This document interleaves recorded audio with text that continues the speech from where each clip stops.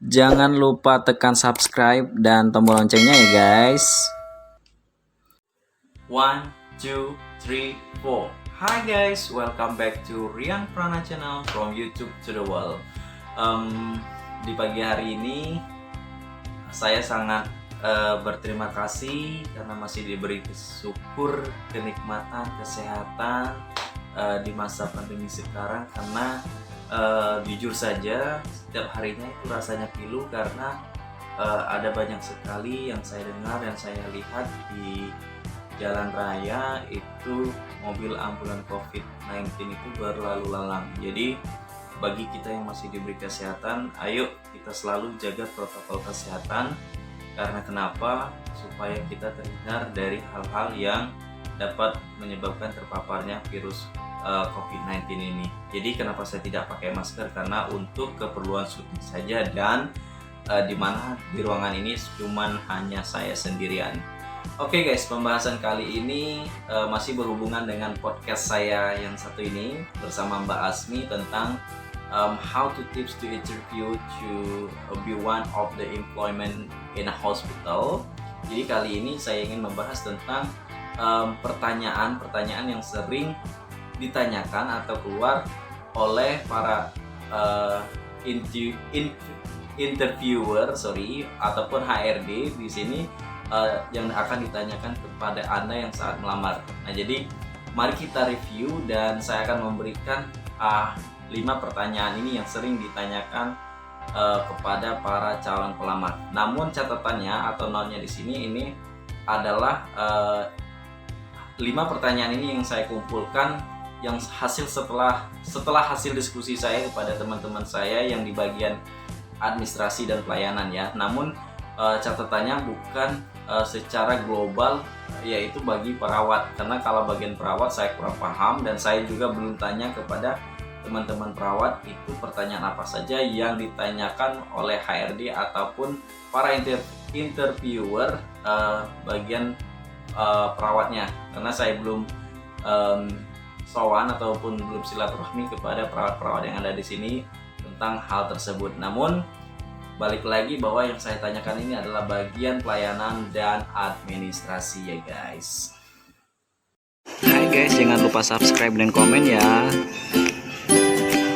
Nah guys, 5 pertanyaan tersebut sudah saya tulis di skrip. Jadi mari kita bahas dan kita review kenapa sih 5 pertanyaan ini keluar saat di interview seperti itu oleh HRD. Nah, maksudnya di sini adalah supaya tujuannya bagi teman-teman subscriber di luar sana yang sedang melirik pengen kerja di rumah sakit seperti ya, agar bisa mengambil ilmu ataupun pengetahuannya, bahwasanya agar kalian mencari materi ataupun pengetahuan yang sebanyak mungkin terhadap rumah sakit yang Anda lamar seperti itu. Oke, kita mulai yang pertama ya.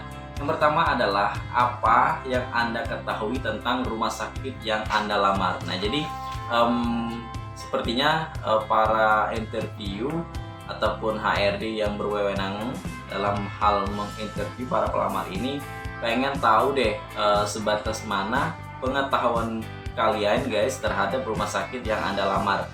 Jadi mulai dari sejarahnya mungkin, mulai dari unsur pimpinan yang ada, dan bagaimana perkembangan dari rumah sakit yang Anda lamar. Jadi saran saya di sini bagi kalian yang sudah menentukan ingin melamar di rumah sakit A ataupun B, maka ada baiknya sebelum dipanggil itu kalian harus mencari dulu apalagi zaman sekarang ya sudah canggih, jadi kalian cari aja di internet ataupun di Google, insya Allah itu akan muncul mulai dari sejarah A, B, dan C nya seperti itu ya guys. Jadi jangan malas-malas. Dan yang kedua, kenapa ingin memutuskan melamar ataupun bekerja di rumah sakit ini. Nah, jadi di sini pertanyaannya kayak kalau seandainya kalian interview dan HRD juga pengen tahu kenapa kalian ingin melamar di rumah sakit tersebut, apalagi kalau seandainya sudah diterima. Apakah mungkin dari pertanyaan ini HRD ingin melihat sebatas mana kemauan Anda, apa aja yang Anda harapkan di rumah sakit tempat Anda bekerja seperti itu. Nah, jadi jawablah dengan sejujurnya, sepengetahuan Anda, dan jangan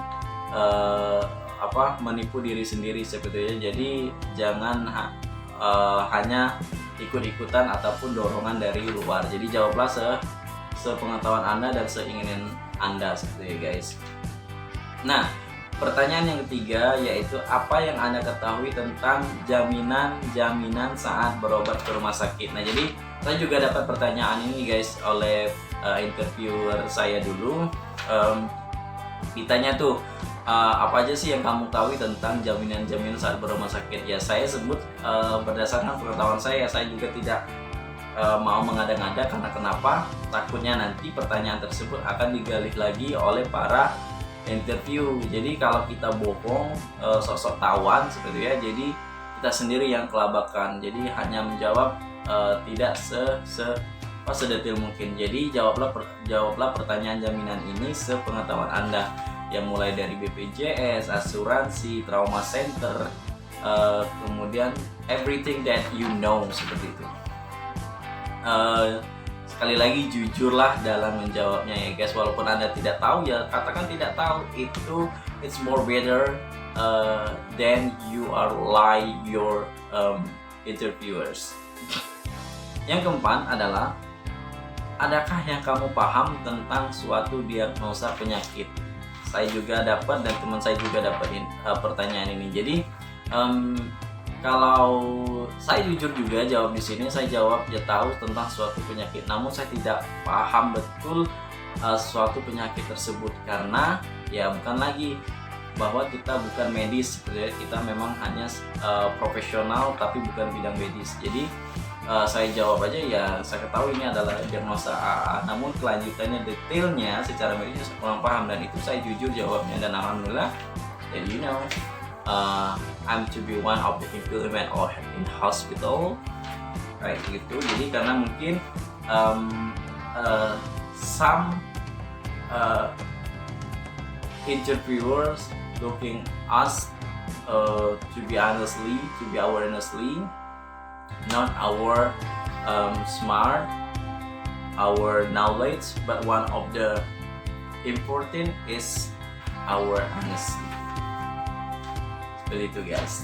Nah, yang kelima ataupun yang terakhir yaitu jika ada pasien ataupun keluarga pasien yang komplain, apa yang Anda lakukan? Nah, jadi kayak dari pertanyaan ini kayaknya HRD ataupun ya orang yang menginterview kita itu ingin tahu deh apa keputusan kita atau bagaimana kemampuan kita dalam mengambil keputusan terhadap suatu permasalahan yang ada di rumah sakit. Apalagi kalau bagian administrasi itu di bagian pelayanan ya, guys. Nah, jadi ya namanya juga di bagian pelayanan, bagian front office seperti itu, banyak sekali hal-hal yang kalian ketemui kalau kalian sudah diterima. Seperti ada pasien komplain, ada keluarga pasien yang komplain, bla bla bla. Karena kenapa? Balik lagi seperti yang video saya bahas sebelumnya, bahwasanya apalagi bagi yang kalian ketemu pasien umum. Jadi pasien umum itu bayar langsung di tempat